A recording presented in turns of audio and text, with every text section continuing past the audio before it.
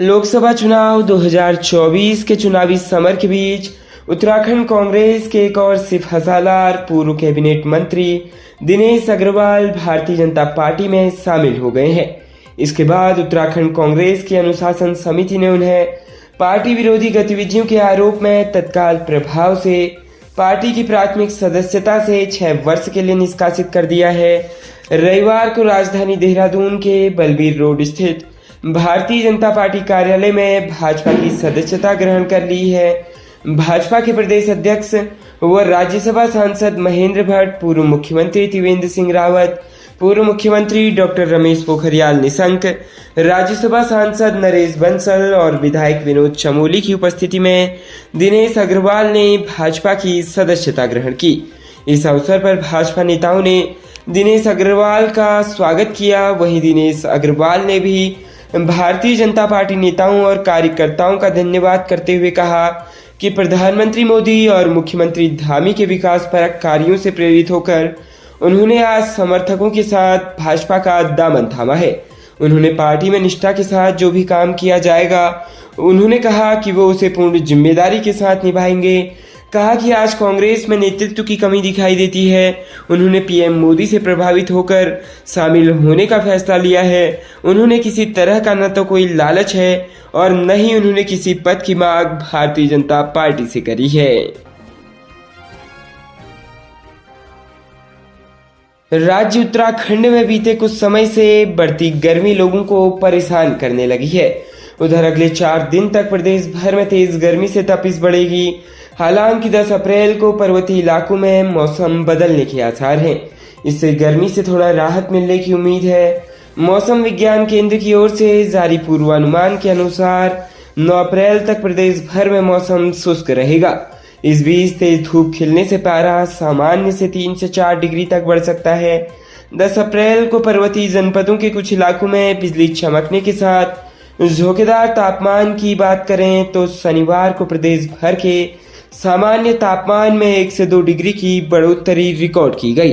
देहरादून का अधिकतम तापमान 2 डिग्री की बढ़ोतरी के साथ 33.2, पंतनगर का 1 डिग्री के इजाफे के साथ 35 और मुक्तेश्वर में भी 1 डिग्री के इजाफे के साथ 22.2 डिग्री दर्ज किया गया।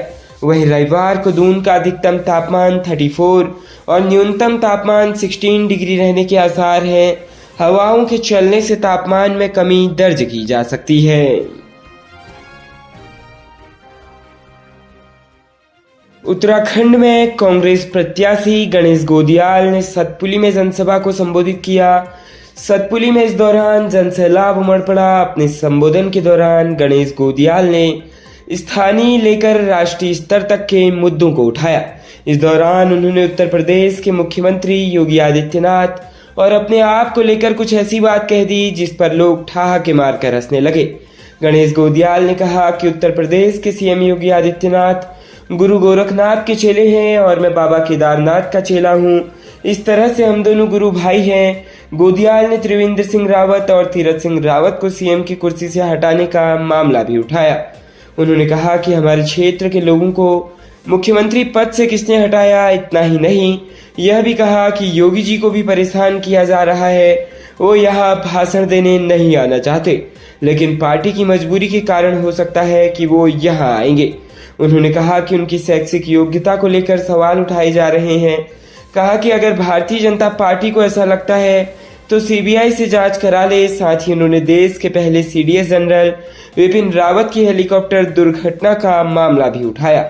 सवाल किया कि आज तक उनकी दुर्घटना की रिपोर्ट सार्वजनिक क्यों नहीं की गई। गृह मंत्री अमित शाह को लेकर कहा कि उनके बेटे को बीसीसीआई का सचिव किस योग्यता से बनाया गया है। साथ ही कहा कि भारतीय जनता पार्टी प्रत्याशी उन्हीं के चेले हैं। उनकी सोच है कि वो शाह और दूसरे स्टार प्रचारकों की रैली से माहौल बना देंगे। गोदियाल ने कहा कि उनके स्टार प्रचारक जो भी हों, हमारे स्टार प्रचारक जनता है। अग्निवीर योजना का मुद्दा भी उठाया। गोदियाल ने कहा कि सेना में भर्ती होने के लिए युवा उनको पहले सड़कों पर दौड़ते नजर आ जाते थे, लेकिन अब वो नजर नहीं आ रहे हैं। हमारे उत्तराखंड के युवाओं के साथ केंद्र की भाजपा सरकार ने धोखा किया है। उनके हाथों से देश रक्षा करने का मौका छीना है।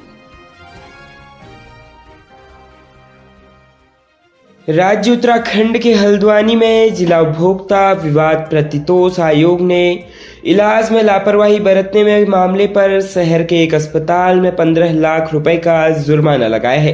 इलाज में लापरवाही से बच्ची की अंगुलियां काटनी पड़ी थी।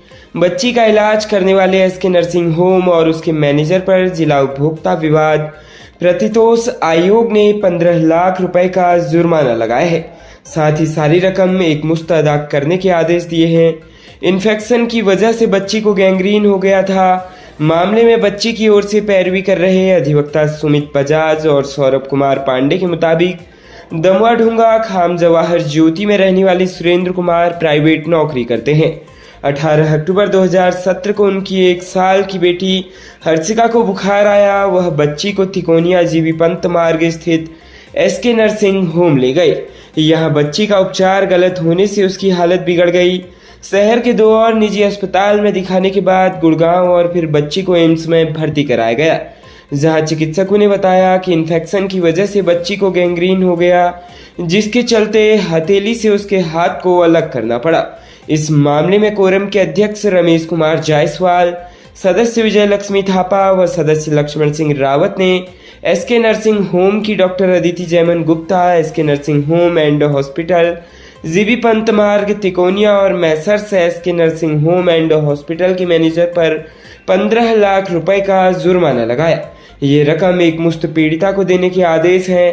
इसमें से 5 लाख रुपए हर्षिका के खाते में जमा करने और 10 लाख रुपए माता पिता के संयुक्त खाते में जमा करने को कहा। 10 लाख रुपए से पीड़िता की शिक्षा, पालन व इलाज किया जाएगा। खबरों में बने रहने के लिए धन्यवाद। खबरों से प्रकाशित रहने के लिए कुमाऊनी कुटुंब को सब्सक्राइब करना न भूलें तथा खबरों को शेयर कर सहयोग प्रदान अवश्य करें।